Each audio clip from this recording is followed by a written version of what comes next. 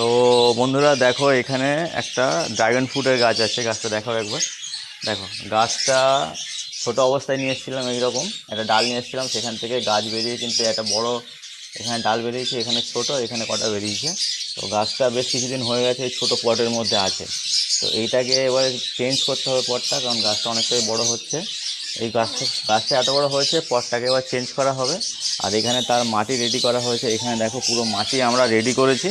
তো এখানে নর্মাল কী কী আছে আমি বলে দিচ্ছি। নর্মাল বাগানের মাটি যেটা হয় সেটা আছে, প্লাস কম্পোস্ট আছে, ভার্মি কম্পোস্ট আর গোবর সার আছে। এই টোটালি একটা মিশ্রণ করিয়ে মাটিটাকে মোটামুটি রেডি করা হয়েছে।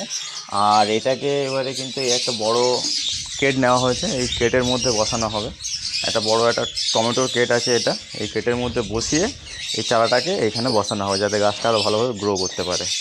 তো চলো দেখাই তোমাদের কীভাবে সেটিং করছি এটাকে। তো দেখো, এখানে কিন্তু ফাইনালি আমাদের ড্রাগন ফ্রুটের গাছটাকে প্রতিস্থাপন করা হয়ে গেছে। গাছটা কিন্তু এবার গ্রো করতে খুবই সুবিধা হবে। তো তোমাদের কেমন লাগলো ভিডিওটা আমাদের কমেন্টে অবশ্যই জানিও।